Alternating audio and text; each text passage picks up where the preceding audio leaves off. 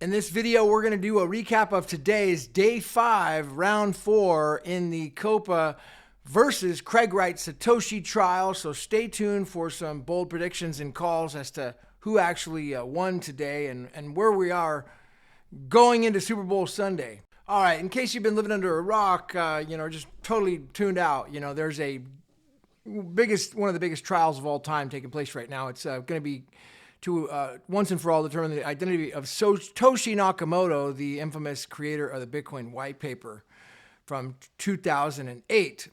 And this is now going into evidence right now. It's day 4 of Wright, Dr. Wright on the stand, who is one of the leading forensic experts in computer science in the world today. And he's made some bold claims about being Satoshi Nakamoto. And then the opposing side, Copa, who is the Crypto Open Patent Alliance, a massive conglomerate of Silicon Valley giants who are on the opposite side in also favor of the other claimant, which is BTC Core defendants. Now, so today we had Wright on the stand for day number 4, and Copa's round 4, day 5. And I'm going to make the call right now that round 4 went ahead and went to Copa. Wright has he's put himself in a couple of problematic situations here, perhaps of no doing of his own. However, he admitted fault of things that he had screwed up on today when trial started. One of which is very problematic, and that is the allegation that Mr. Agerhanssen, the former CEO of N-Chain, who Wright testified to was fired, he actually was the one that set up Wright's witnesses, his expert witnesses, which are to come later. And the problem faced, is this.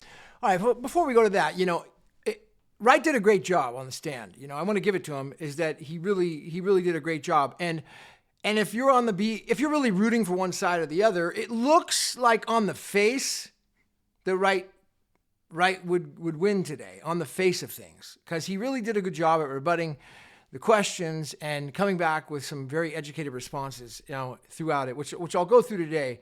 But I'm also going to, really elaborate as to why Copa deserves the win today, and the kind of the hole that Wright is in that he's going to have to dig himself out of. Wright had claimed, one of the things he claimed, so Copa is bringing forward an expert called Rosenthal. Rosenthal is another expert like Madden, and he's making a report that he'd gone through some of these latex files and additional documents that Wright had submitted in December. And inside this Rosenthal report are some allegations that the Satoshi white paper could have been written in latex and some other, but Wright objects, claiming that Rosenthal is biased. He's part of BTC Core. He'd gone to conferences, and he's heavily invested and compensated from the BTC Core side. Copa asserted that Wright embellished that he started writing code which was C++ at ages 8 and 9. And it appeared that not only did they get him on this, but potentially Copa saying, not only making the claim, but apparently he may have admitted that the Copa was claiming that he embellished on when he started writing this code in his witness statement. That looked like a major problematic move right there of potential embellishment from Wright. That he could have been, could be exposed. I'm just pointing that out. He did point out that Rosenthal is extremely biased, and reasons why, and good cause.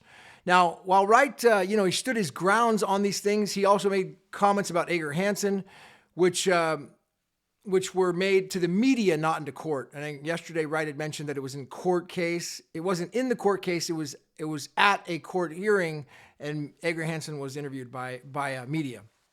Now, here's basically go through a couple of other things that happened. Wright had detailed some of the history about Bitcoin. He also testified how back in the old days, probably in the 90s, Wright was working with companies about building these systems, these early internet systems, and had a company called, which I believe the word was DEX, had intentions prior to Google, way early days, in building they'd love to build a distributed encrypted system, and Wright was helping to work for them, or either doing consulting or on their payroll. However, they lacked the proof of work model that Wright claims to have integrated and invented into the Bitcoin protocol. So he also admitted under testimony today that the word blockchain wasn't in the white paper. I was unaware of that, so that was a really interesting nuance. Copa attorney definitely made some very firm assertions about how it wasn't in there, and that's a big deal to Copa. Now Wright did claim, he ran into a very long, elaborate response to the fact that he doesn't even need to be determined to be Satoshi to enforce the passing off claims and also the patents that he's already received over the industry for N-chain. He made a very strong point and a very good point about that. However, there's a big however. The reason he's doing it is because if he were to just bring those passing off claims, then the question would come up inevitably that are you Satoshi? You're not Satoshi. You are. So strategically thinking, his case today on the stand was that he brought this case. I'm sorry. He responded to the Copa case. They sued him to claim then he wasn't Satoshi. That he responded to this to make this determination once for all, because in order to bring the passing off claim, the copyright claim that he's bringing against BTC Core, it was inevitable that would eventually the identity of Satoshi Nakamoto would have to be determined. All right, so yeah, here's the problem that Wright's in right now, and the hole that he's in. So Wright claims that Agerhanssen was the one that went out and sought these experts for Wright. Now, this evidence from the Madden report and the Rosenthal report, the way the court views these things, all right, you got Wright. He's not neutral. He's one of the parties. So he can't be considered, his testimony about the subject matter, expertise subject matter, it can't be considered in rebuttal evidence.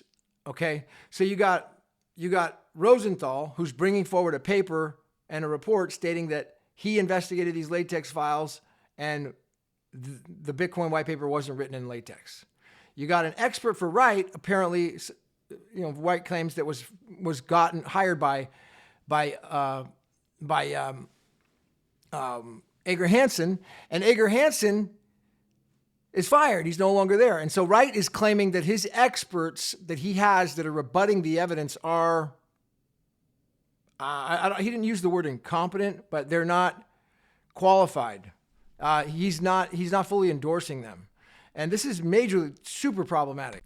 Basically, Wright has two ways to win. And if it's true that the experts that Wright has are not rebutting the allegations and the expert reports made by Rosenthal and made by Madden, then Wright's defense on those expert reports is gone. All right? That's like one huge leg that Wright has to stand on in rebutting the allegations. That could potentially be out because Wright says that his experts, he just didn't believe in his experts. We didn't really go into detail. They haven't come on the stand. We'll have to see how that goes. I think it's about a week or two from now before we hear from them. However, this is a real potential problematic, and that's why, because of the weak expert rebuttal evidence from Wright, that's why today goes to Copa. So apparently, now here's what Wright says on the stand today. Copa's counsel, of course, is hammering him on questions, saying, you admit to these forgeries and fraud allegations. This is just nothing more than a wild tale of lies and imaginative stories and, complete made up falsities. And the word he used was a tissue of lies, in counsel's statement. And Wright responded back that none of that was true. And then he went back, and this is when the Rosenthal evidence was being discussed.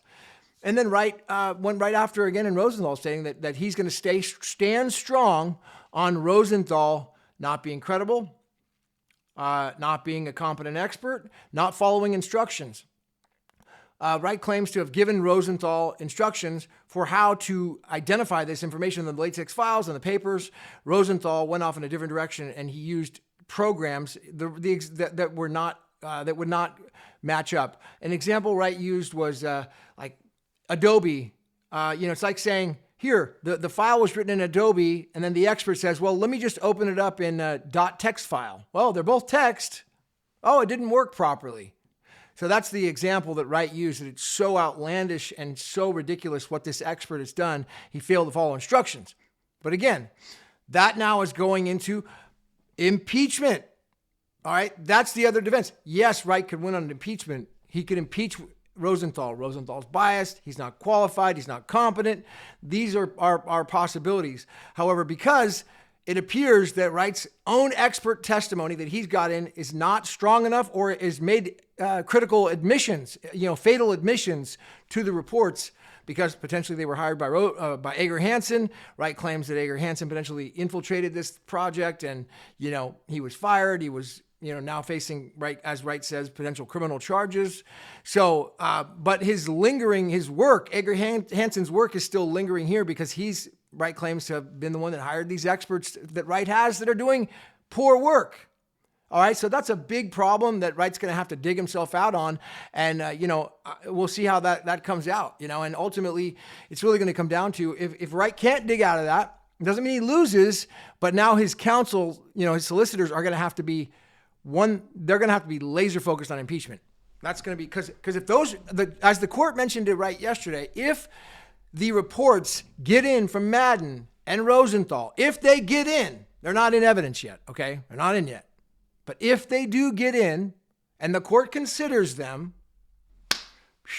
Wright's probably going to lose unless he can strike those. So that's where you come back to the whole point of, all right, you can't let those in. Solicitors for Wright's got to laser focus on impeachment, credibility, and, do they have the knowledge that Wright has to do that? I don't know.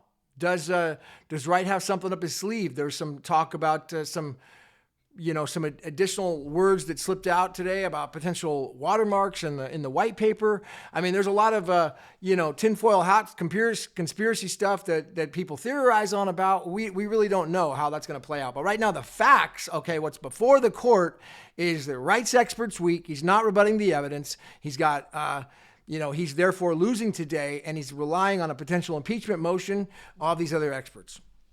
And whether or not his solicitors even do that, or that Wright even knows about impeachment, that's to beg the question. Who knows? You're relying on attorneys. By the way, Lord Graviton came back in today for Wright. That was a big relief for Wright, because he was the primary counsel that Wright has on the stand. Without him, I don't see Wright having any chance at all in this case. Thank God he appeared for Wright's side. Thank God he appeared back. I think he was ill or out, or it was too hot in the room. It was 85 degrees. In the room, and so he couldn't even be there. His health wasn't there. So now he was back today, and boy, his presence in the courtroom when he gets up is powerful. I mean, the other solicitor Wright has is weak. He's lame. He's a nobody. I'm just, God bless him. I mean, I don't mind calling it like it is. But Lord Graviton for Wright is a good solicitor. I believe that he's got the court's attention. He seems to be a senior figure, a highly respected counsel, and has great presence in front of the other side. The other solicitors also recognize him and call him out by name, including the BTC Core solicitor identifying Graviton by name. That's an important statement. That means they have a lot of respect for him. They're not just calling him opposing counsel, or in this case, by a lord or honored friend, dear friend, whatever they use is the word they use. So it's a couple important nuances. He's back. The court's going to move over to a different courtroom on Monday after the Super Bowl. And ultimately, just summarize, this is literally the Super Bowl of court cases. Okay, so we got Super Bowl Sunday coming up in Las Vegas. San Francisco 49ers are going to play the Chiefs. I really don't care who wins or loses. It's just great entertainment, fun. I probably won't even watch it, to be honest. But here, I'm up at 2 a.m. watching this court case, watching the bloodbath unfold. We got one side, the little David, right? Small little guy, versus this big, giant, behemoth, trillion-dollar, massive, massive Copa enterprise of all these giant companies together going after him. Okay, and then BTC Core defendants. So it is a true David versus Goliath battle, and so that's why it's no wonder that Wright goes down the last 2 days. I mean, ultimately he's up against a huge presence on the other side. And I would say that Copa's counsel bounced back. He's doing a little bit better than he was before. He's definitely not truly experienced in cross, but he's doing a little bit better. He's reading too much, which I think is a huge weakness, meaning that he's got his head down on paper like this. A strong counsel ain't going to be reading paper like that. That's another, he's constantly looking at his thing and biting his pen. He should be presence to the court, looking at the court if he was a real Harvey Specter. He shouldn't need reading all his notes and reading. That shows a sign of weakness. You don't see Wright reading anything other than when they say, "Will you please look at this?" Wright's not reading anything. That's good. He's talking all from his own, his own memory, his own experiences, and stating it like it is.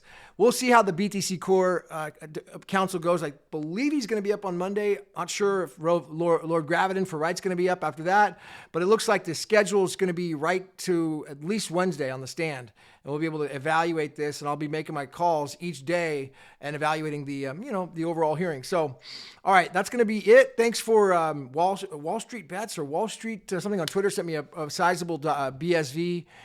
Tips, donations. Thank you very, very much. It's gavinmail@handcash.io for that. I'll put that in the description. And, right now we're just, we are waiting on the Calvin Air. We're going to do the Titan of Blockchain interview that is coming up. I gotta actually reschedule with him and put that on my calendar. And, he's just a busy guy, it's just, respectfully so, of course. I do have an interview with Brett Banavy that I did cut yesterday. I'll put that out tomorrow. Like on a, one of those premieres. Really good interview. We break down everything he could, in detail. And Brett's got like such high intellect and experience, and the way he analyzes things is just like, I'm like a sponge absorbing it all in, So really, really interesting on hearing his perspective again for the second time. So that'll be coming out tomorrow. And, there's a bunch more stuff coming up. I'm definitely going to post a meetup. I got a great video that's going to come out on that. Expect that here soon.